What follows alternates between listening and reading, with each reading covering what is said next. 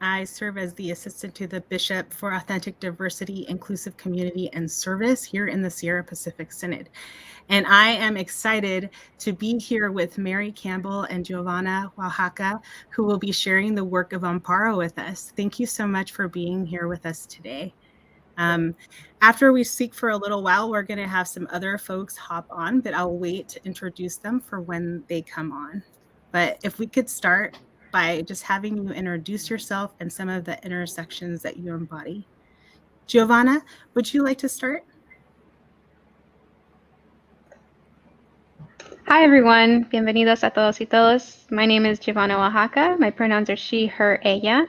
I am a first-generation immigrant. I am a DACA recipient. I hold that title proudly because I think it's important to the work that I do and the interactions that I myself have had with the immigration system that I am advocating within now. Pass it on to Mary, perhaps. Oh, I should say my title, excuse me. I'm the Program Director for Migration Policy with the Evangelical Lutheran Church in America, and I'm based in Washington, D.C., where we have our Witnessing in Society Office for Advocacy. And I'm Mary Campbell. I'm the Program Director of AMMPARO. My pronouns are she, her, ella. And I come to this work as a former missionary to El Salvador, and I am the mother of a Salvadoran American, and we've lived in El Salvador, we've lived in the United States together, and it's a pleasure to be able to be here with you today. Wonderful, thank you. So I guess we'll begin with a basic question of, can you tell me what is AMMPARO and what is some of the work that you all are involved in, especially lately? Okay. Well, I can start off by saying, since I came to the program when we first adopted the strategy in the Evangelical Lutheran Church in America in 2016, August of 2016. So the strategy is now 5 years old, and it is about accompanying migrant children and families with protection, advocacy, representation, and opportunities. So it's been a wonderful journey over this last 5 years. Some of the work that we have been involved in is accompaniment of migrants in countries of origin, transit, and in the United States, also in countries of contention, as we're looking at people now being retained in Mexico and through the MPP process. So in terms of the work that we have right now, the work in the countries of origin and transit is really important that I'd like to highlight. We have companions working in El Salvador, Honduras, and Guatemala, and in Mexico as well. In the Central American countries, it has been accompaniment of migrants that have been returned and deported from the United States and Mexico in some very important ways. First, to help them be able to find safe places to live, which is necessary, but then also to be able to make ends meet through short-term training, job readiness, sometimes micro-enterprise formation. And the third piece that's really important is psychosocial trauma counseling, because so many people have gone through so much trauma. They suffer trauma before they even made the migrant journey, but then the migrant journey itself causes trauma, as well as the immigration system in the United States. And so the work that we have been able to do with our companions has really been significant. And starting last year, we have been able to continentalize that work, which means that the work that happens internationally also is walking with migrants from Haiti and from Venezuela, as well as many from African and Asian countries that are coming to South America and to Central America and making their way to the southern border of the United States. So now the work happens in Colombia and in Argentina and Peru and Chile, as well as in the work in Mexico involves two facets. One, walking with migrants through our companion church, the Iglesia Luterana Mexicana, as they make the migrant journey through the country of Mexico, helping them to know their rights and to be able to be assisted while they're in the shelters. And also through the Grupo de Trabajo de Políticas Migratorias, which is a very, very important alliance of advocacy organizations in Mexico that tries to protect migrants and change the laws in Mexico so that migrants can be better protected in Mexico.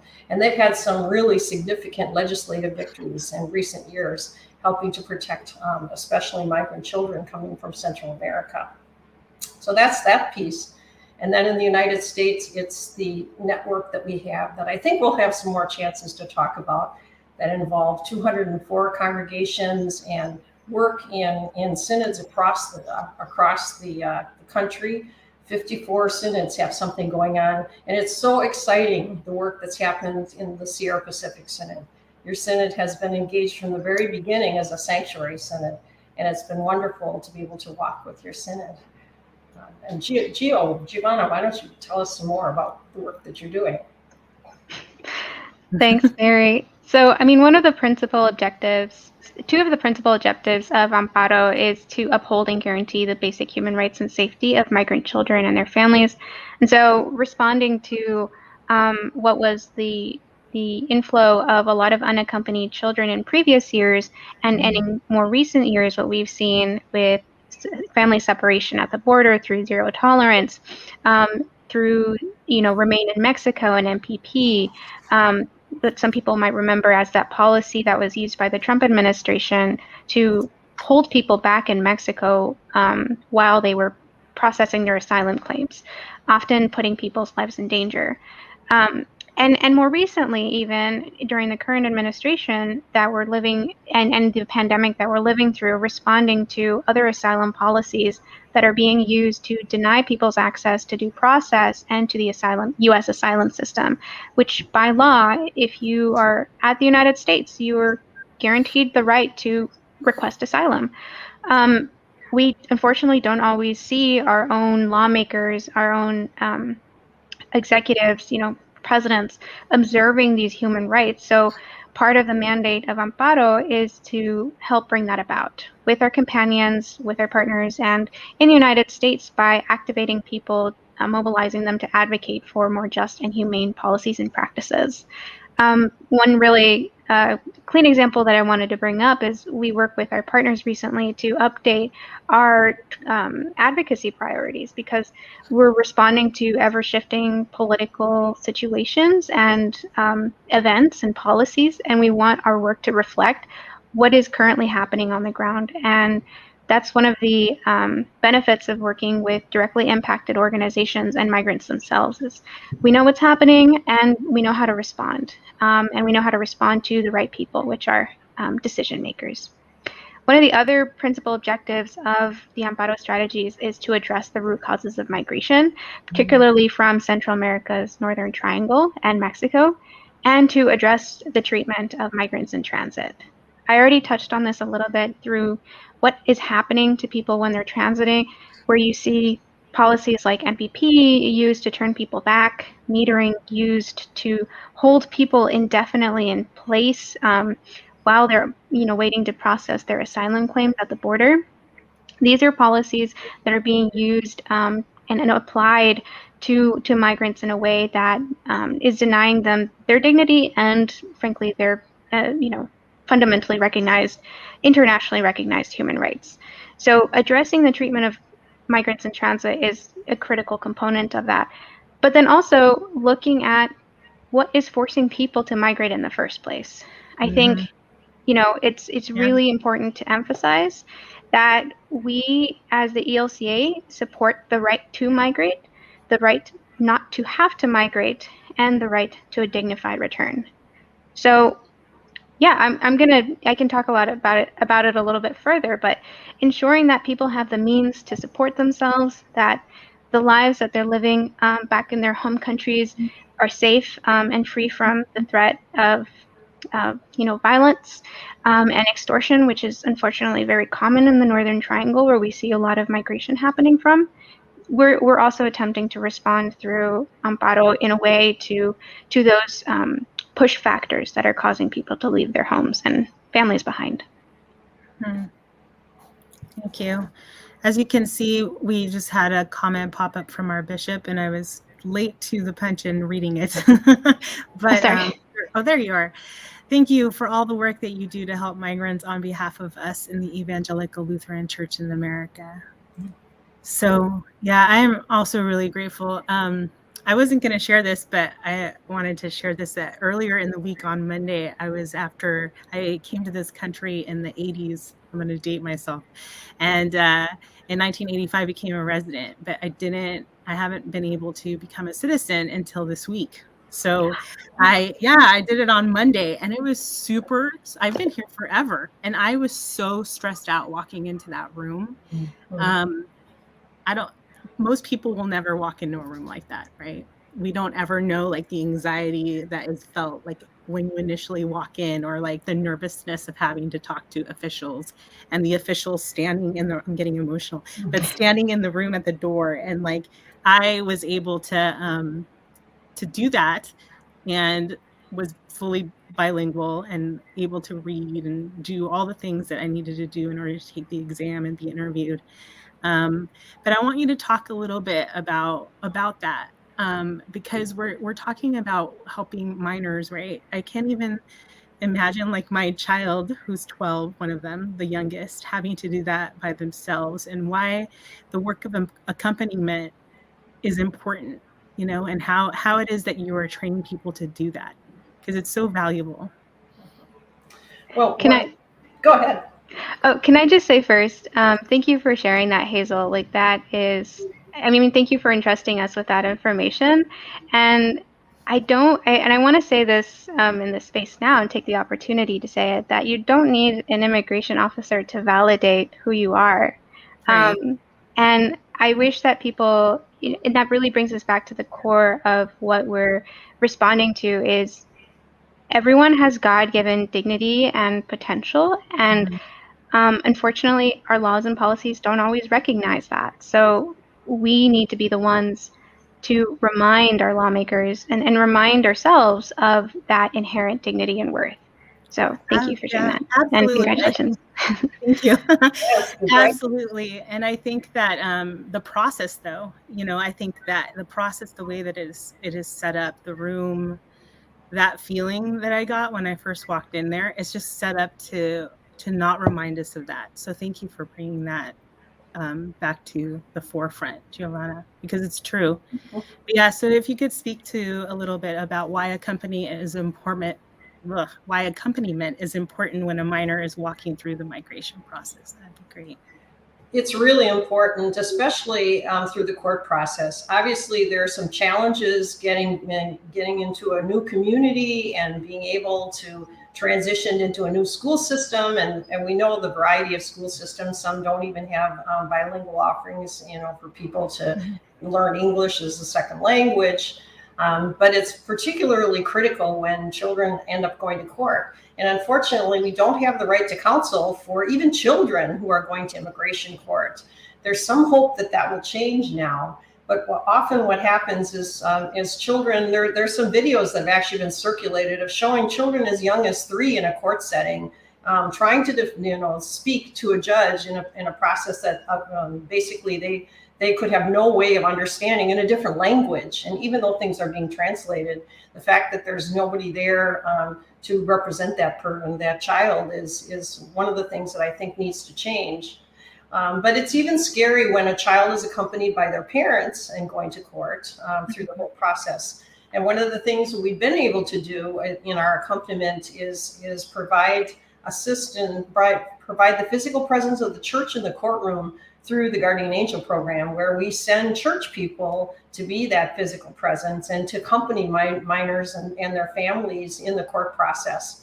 And one of the important pieces that we do is try to help them get connected to counsel, because we know that if the child has the opportunity to be represented by a lawyer, the chance of success in the case will be so much greater. But just having had that opportunity myself to go to immigration court, even as a guardian angel, I'm a lawyer by profession, but just being there to accompany children and families, I can see the fear, even though things are being translated and people know it's a scary situation. And we offer prayer there, and we also offer whatever assistance we can to make sure people understand what's happening to them. So So there's accompaniment through the court process, but also it's our hope that our congregations and they do continue to accompany migrant children and families in their own communities in making those transitions to life in communities. There's some really great stories of places where children who are special juvenile immigrant visa possible recipients have congregational support to make sure that the school process is going well for them, to make sure that all the requirements that they need for their visa are being met for psychological examinations or whatever it is they need to get through the visa process. Thank you. So you touched on this a little bit, Giovana, but one of the comments that I usually get is like folks asking me like, why don't we hear about some of these Latin American countries until a large amount of people are migrating into the United States? And like, how can we keep updated with things that are happening in these countries?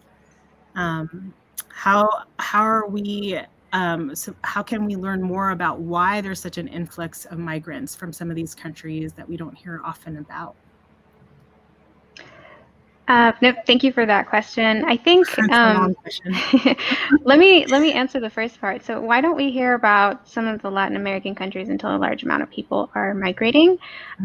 So sadly, I think that is true for pretty much every country and every region of the world where we see migration from. So first of all, I think dispelling the notion that migrants coming to the United States is a quote unquote crisis, right? I want to emphasize that, no human being is a crisis. This is more often than not people who have been forcibly displaced from their homes and have had no other option but to trek hundreds, if not thousands of miles to seek safety at our door. A lot of people might not know this, but a lot of migration actually occurs within country, and these are people who are considered internally displaced, people who have lost their homes, maybe to flooding, maybe they were being terrorized by a criminal organization and had to move to another part of the country. But if they don't find opportunities within their country or continue to feel threatened, they will move elsewhere. They will move to another country, and this kind of migration is quite common. So you will see people moving from neighboring country to neighboring country, and then in the absence of maybe opportunities to stay there, reside there, work there, and we see this a lot in Central American countries, people will choose another country to stay because ultimately what people want is a place where they feel safe, where they can restart their lives if that's what they need, and live a life of dignity where they're not, constantly being threatened by external factors. So just a kind of FYI, I was pulling up the numbers. The most recent figures show that between 2010 and 2020, there was an explosion in the number of forcibly displaced people. In 2020, there were 82.4 million forcibly displaced people. Just for perspective, that's 1 in every 95 people on the planet. And new displacement can be explained by factors like increasing conflict. But we also have to acknowledge that things like the pandemic, which hit us pretty hard in the United States, hit other countries even harder.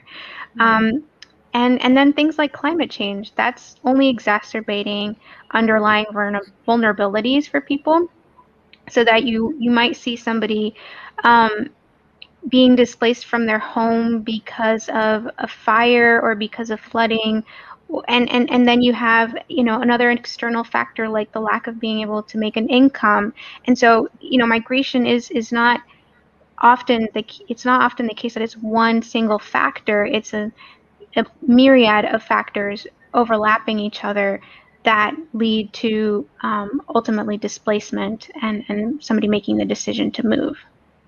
So it's not just a phenomenon that's happening in Latin America, unfortunately. It's a phenomenon that's happening across the globe. And what we saw over the pandemic especially was more people being unable to migrate safely. So they would, particularly in in Europe and Africa, people would not be able to enter Europe for many reasons because of pandemic closures. They would travel to South America and then walk through Central America, often through jungles, through deep rivers, risking being homeless, being exposed to the elements, often encountering hunger. And if you're an African migrant, in most cases, probably discrimination by both local authorities and the people surrounding you who look differently from you.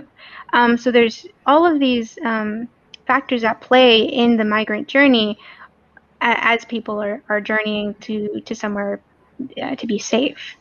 And then just for another perspective here too, there's often talk about migration from Mexico and the Northern Triangle of Central America, but we're also seeing migrants from Venezuela. We're seeing migrants from Brazil, Ecuador, Cuba, Colombia, Russia, India, Turkey, Romania, Ukraine. These are people who are also coming to the border. The border is just one way to enter the country, but we have to ask ourselves why we cast such a negative light upon the border. It's just a physical location for people to enter the country. So yeah, let's continue that conversation about misconceptions about the border, because I think people would be surprised to know some of the figures that are happening. And yeah, I would encourage folks to look at the figures and to help kind of understand who is coming to the border, why are they coming to the border, and ultimately, what can we do to offer a more compassionate and humane response? I'm sitting here thinking about that because I'm from Costa Rica, and that's pretty much the middle of Central America if you look on the map, right? And talking to my relatives during the pandemic was really interesting to see how the country was responding. But things were shut down. Like, you couldn't drive unless you had like a certain serial number on your license, or you had to show your cedula, which is the equivalent of like a social security number. You would only be allowed like on certain days to go to market, all those things. And I think about these folks coming from the other side of the world and then trying to travel. It's already, the conditions are not good, but then trying to travel and like do all the things within the country that is basically like completely locked down and very strict. My father went to the grocery store on the wrong day because he got confused, and his car got confiscated for like a month. And he ended up not having to stay with relatives because he was in a different city. And so he couldn't figure out how to travel to his house. And he stayed for a month until his number came back up. So I think about situations like that, and we don't really think about all those details when we're talking to folks or when we're thinking about their journeys. And I think that yeah, I just really appreciate you like bringing those things up, right? And like really for us to think about like what the conditions are and like all of it, because that's part of their story. One group of Cameroonians got stuck in Haiti, and our companions, and they couldn't move, and the authorities wouldn't allow them to move. And our companions were some of the only people that were able to accompany them through that process and try to make sure that they were at least had places to stay, and try to advocate for them to be able to move forward as they were stuck in Honduras. Mm-hmm. Well, here's a question coming from Bishop Megan. The Sierra Pacific Synod. Okay, the ELCA is a sanctuary synod. So we are a sanctuary synod. What are some of the things that we could be doing individually, congregationally, and synodically to live out this commitment? Well, let me say that you're already living it out in some really exciting ways. You have a sanctuary group that gathers the energy, some of the energy around the sanctuary and welcoming congregations that you have in working together. You have a number of sanctuary congregations, and some of whom have had people actually in sanctuary, and sometimes accompanying people that are asylum seekers. So that don't necessarily need to be residing in a church, but definitely need that kind of accompaniment. Another piece that's really been key is the way you have connected with your state public policy office in trying to work in making sure that there is protection under the laws of California for migrants in your communities, as well as having a guardian angel program where this is something individuals can do, where we are the physical presence of the church in the courtroom. And so it's really exciting to have been able to be part of training a group, and there you have at least probably 70 people that are able to go to court. And you have this incredible relationship, with local migrant community organizations that have helped to extend the work in some really important ways, as well as the support for their work. So those are some of the things that have already happened. And I guess what I would say is that we would love to see every single congregation in the ELCA find its way into being able to be at least a welcoming congregation. Not all congregations may feel that they're ready to be involved with sanctuary, but it's definitely important at this time when vulnerable migrants are in our communities, especially with the fear that still exists. A change of administration didn't change that. For people to be able to be accompanied in ways so that will make their lives have the dignity that they deserve.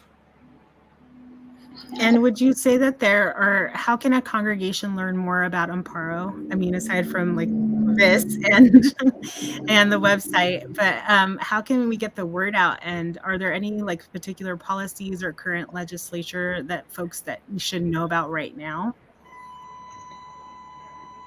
Yes, thank you. So I'll take that question. And I wonder if I can share some resources with you. I'm just going to read them out loud, the short link, but we'll definitely put them in the chat so people can learn more.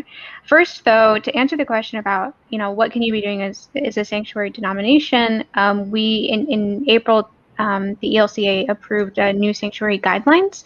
So these are some helpful guides to understand what sanctuary means and also how you can live it out. And it's very generous. You have a lot of different ways that you can apply it in your own work. So you can find it on the elca.org/sanctuary church website. And then to learn more about where we currently are, we have a Facebook page, which you can find us at facebook.com/ELCA-AMMPARO. We also have a website, elca.org/AMMPARO, and that's one really great way to watch some videos about how AMMPARO is working in region.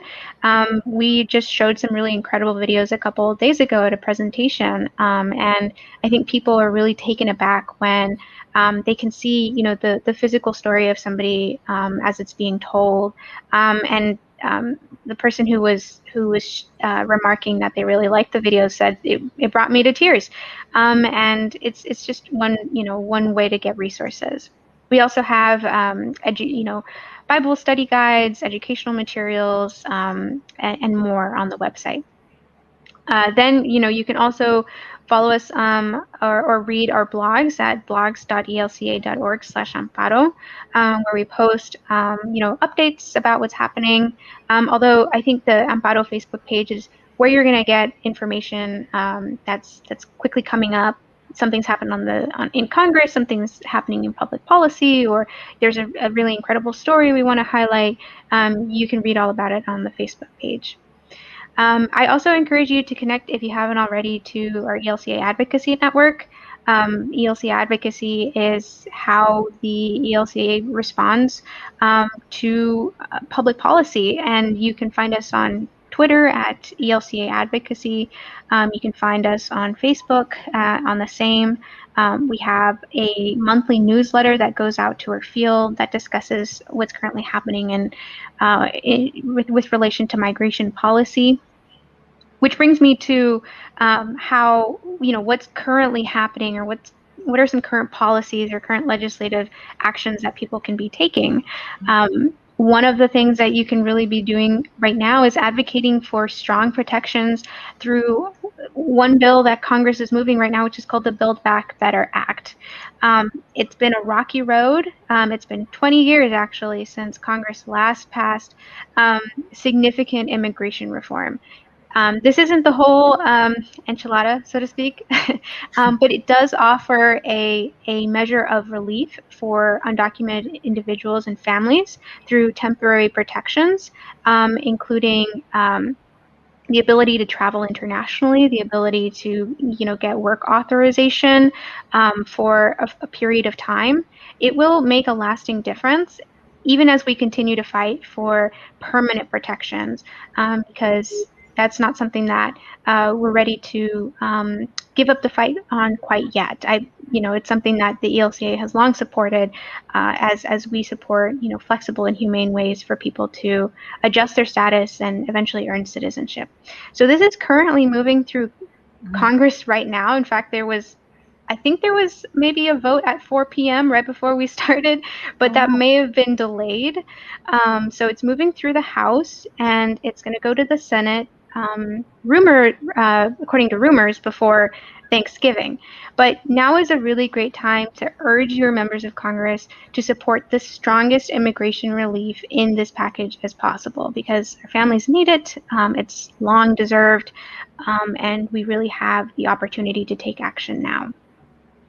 Secondly, I mentioned this earlier, but we are still experiencing a lot of attacks on the legal and human right to seek asylum through policies that turn back asylum seekers at the border.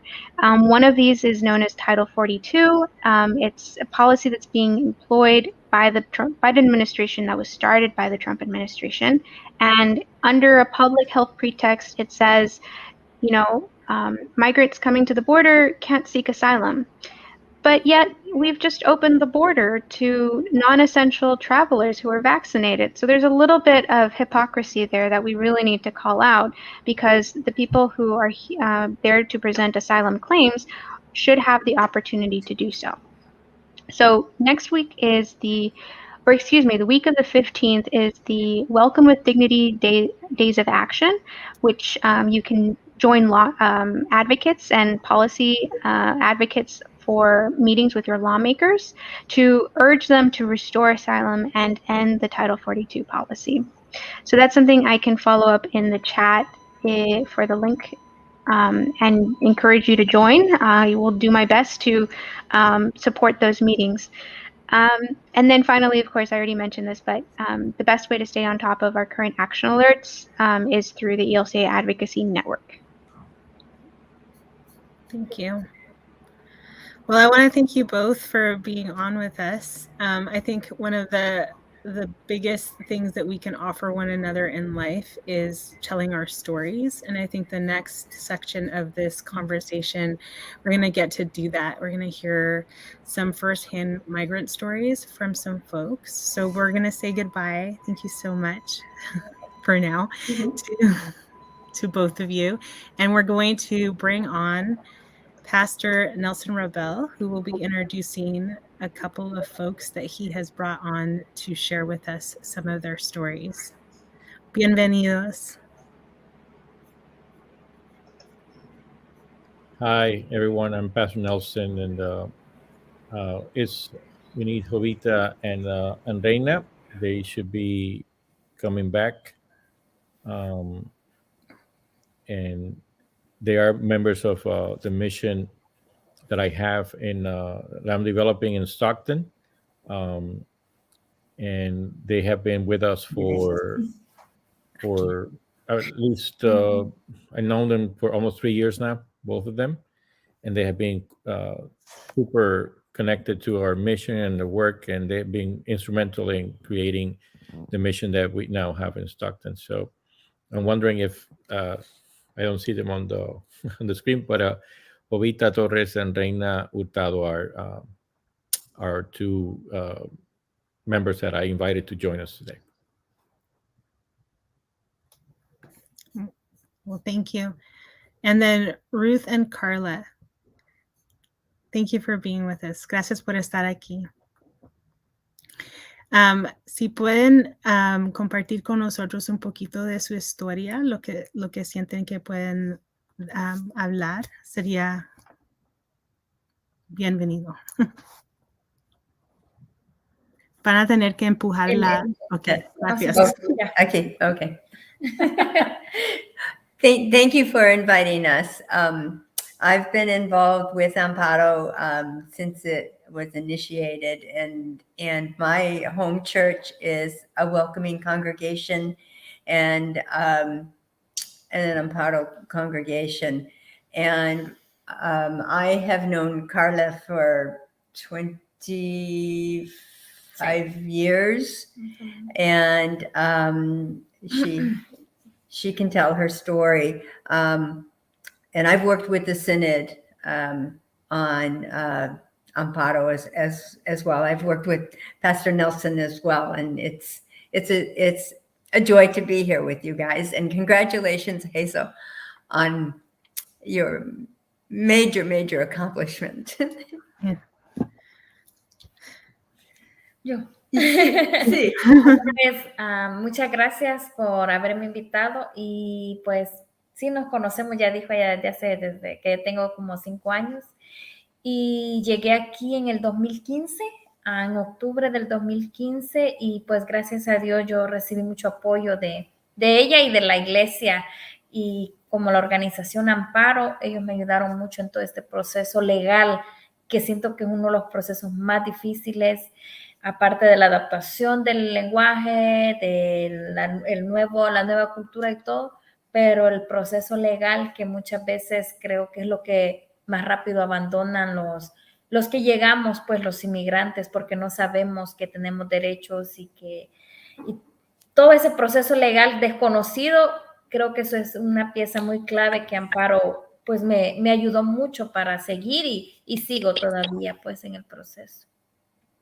Llegué aquí en el 2015 con mi niña y mi esposo lo deportaron y ya luego el siguiente año él entró. Igual él recibió el apoyo, pues ya recibimos ya como familia el apoyo como de la organización y de la iglesia y todavía estamos pues en el proceso y siempre ellos nos acompañan en los procesos legales y que necesitábamos pues para integrarnos a toda la sociedad aquí, ellos estuvieron ahí, yo estoy muy agradecida con ellos, igual mi familia. Y pues no sé qué más. Déjeme ver si puedo repetir un poquito y si Ruth, si usted me quieres corregir en inglés para que la gente entienda. Sí. So Carla arrived here in October of 2015 with her husband and her daughter, right? Yes. Okay, good. And but her husband was deported, but she stayed on here and they have received a lot of help from her church. And Ruth, you didn't say what congregation you were at. We are with Christ Lutheran Church in Aptos. Oh, okay. Yeah. Wonderful. That's and they received a lot of help from AMMPARO, including help with some of the legal kind of meetings and matters that they needed as immigrants to come into the country. That can be a lot of overwhelming things that happen there, and it's hard to understand just all the things that you need to know. And so they got a lot of support from Ruth and the congregation. So she's very grateful. And su esposo ya está aquí? Sí, ahora sí está. And her husband came back and he also received the same kind of help. And they're now here together living in Aptos, California. It's beautiful there.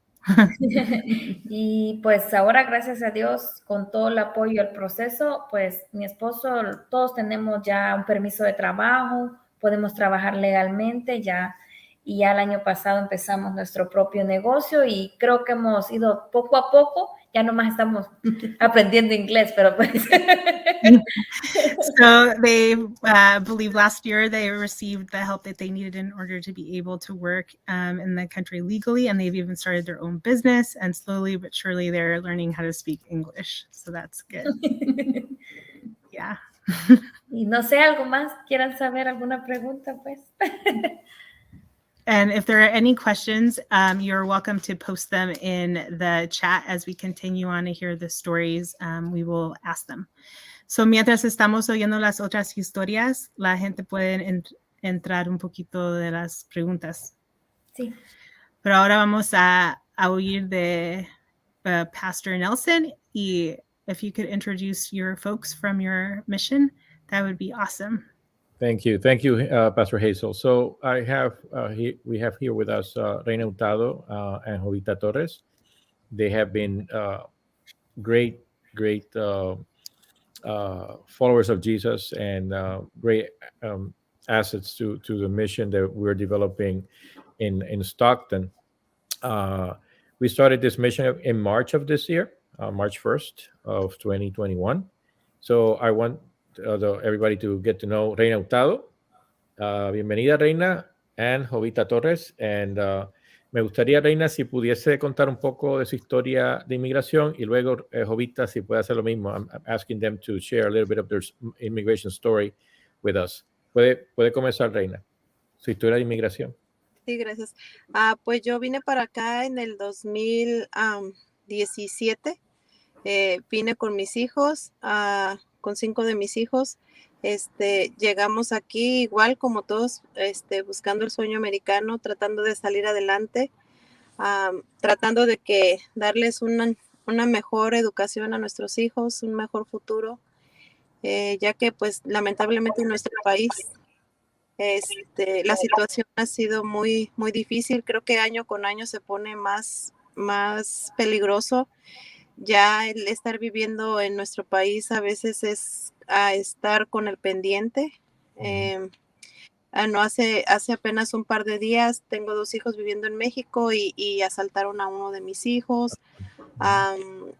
Está la situación muy, muy fea. Entonces venimos a este país. Gracias a Dios nos encontramos con el pastor Nelson, que ha sido un gran apoyo para nosotros. Como inmigrantes, nos hemos sentido muy a gusto con él. Nos encanta ir a misa. Mi hija le ayuda en la iglesia también. Es algo que nos gusta mucho, como él hace muchas cosas para ayudar a todos los inmigrantes. Él busca cualquier cosa que nos beneficie. La verdad, yo estoy muy agradecida y mi familia también con él, porque hemos encontrado como un pedacito de nuestra familia. Nos hemos sentido pues muy, muy protegidos por ellos.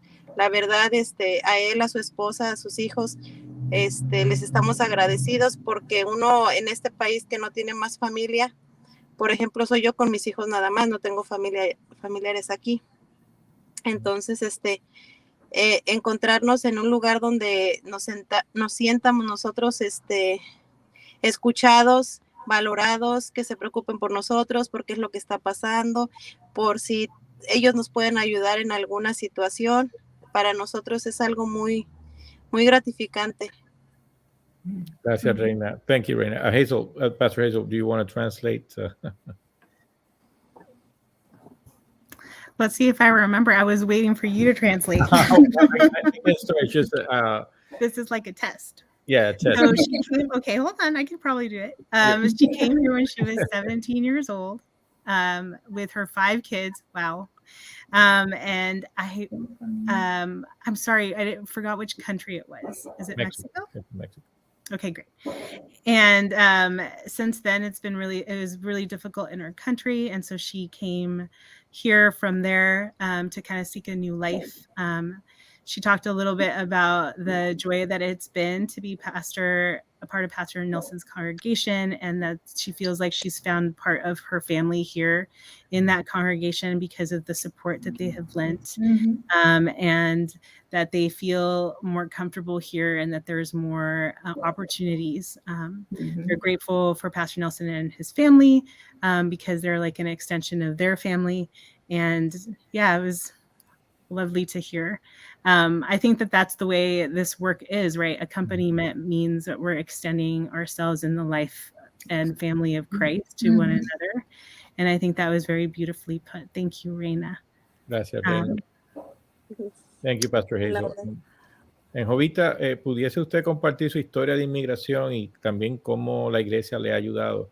I'm asking Jovita to share a little bit about her immigration story and how the church has been her journey. Adelante, Jovita. Sí, buenas tardes a todos. Buenas tardes. Sí, pues yo como tanta gente que se viene a este país con la esperanza de mejorar y con muchos sueños. Igual me vine hace 23 años, igual me traje a mis hijos. Muchos años después, ellos los dejé en México, no tenía otra opción. Así que por tratar de salir adelante, son 23 años, ahora ya están aquí todos, son 4, ahora todos estamos aquí. Y pues igual como todos, con la esperanza de que nos vaya mejor, porque nuestro país definitivamente cada día está más peor. Sí, y pues honestamente el hecho de asistir a la iglesia, mi esposo es una de las personas que no le gustan las iglesias, nunca quiere andar en ninguna iglesia, pero yo no sé qué pasó, que le encanta ir a la iglesia con el padre Nelson. Sí, y aparte de que nos enseña la palabra de Dios, nos hace sentir como en casa, como en familia. Y yo creo que esta es una parte muy importante. Y pues más que nada, mirado, busca la manera de apoyar a toda la comunidad a cambio de nada. Y yo creo que para todos eso es muy importante. Gracias, Jovita. Jovita, usted vino hace 23 años atrás. Correcto. So, Jovita came to the U.S. from Mexico 2 years ago, con 4 de sus hijos, ¿verdad? Sí. Mis hijos apenas hace poco tiempo llegaron de México, apenas hace 5 años. So, her 4 children arrived from Mexico about 5 years ago. And Jovita was also mentioning how hard it has been in Mexico, in her town of origin, how things have gotten worse in terms of the crime and some in the economic opportunities. And she also mentioned how the church in general and in being part of a community has been instrumental in helping her and supporting her family and herself in dealing with being a migrant here in the U.S. And she also praises the community that we have created together, all of us, because this is a communal effort in creating a community where everybody feels welcome, affirmed, and in many ways an extension of family, an extension of who we are as human beings. So that we see each other's humanity. So gracias, Jovita. Gracias por compartir su historia. Thank you for sharing your story. And Pastor Hazel, I wanted to share, if possible. I had invited a third person. Her name is Elena, and I just want to share quickly her story. Elena is, and Catherine, if you're listening, if you could put that picture of those 2 kids, perfect. Thank you so much. So Karen and Javin, their kids, they spent last year 3 months in detention. And at the time I was at St. Paul and Lutheran Church in Lodi, and the family joined the community, and they were actually, I was like, literally, my heart was broken when I heard their story. They spent 3 months in detention. Thankfully, they came across in Texas from Laredo, and they were able to. I was talking a conversation with their mom, Elena, and they were able to move their case over to San Francisco court, so they don't have to travel over to Texas, which is one of the hurdles.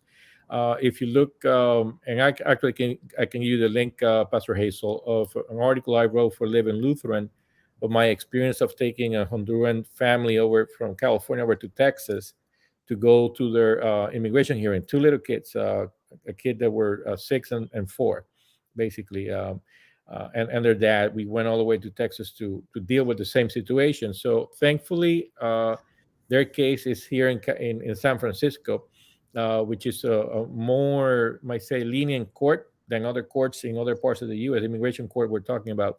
So they came to the church that day. The mom had said to me that she wanted to be thankful to God because of the fact that she got her kids back, and they just literally just 2 weeks ago we're celebrating 1 year of being reunited. So it was a Wow. very emotional moment for the family. And both of them did their first communion on Pentecost Day this last May, May 31st, I believe it was. Yeah, that Sunday. So it was a great day for both of them, for me, and for the family to just like see these kids do their first communion, embraced by the community, embraced by their family, and free, not in a cage. So thank you. That I just wanted to share that story from Elena and No, her family. thank you. And thank you for bringing this picture of them. And by the way, I did ask permission for the mother to use this picture. Oh, I'm sure. Thank you. Well, thank you so much, Pastor Nelson. And if we want to bring back all our folks that are still on, I want to thank you so much for taking the time and the space to share with us. Because it is, this is family work. Why do we do this kind of work? Because it's family work, and this is the family of God, and we're called to bear witness, and we're called to, come against injustice. So I'm grateful for you and all of your roles.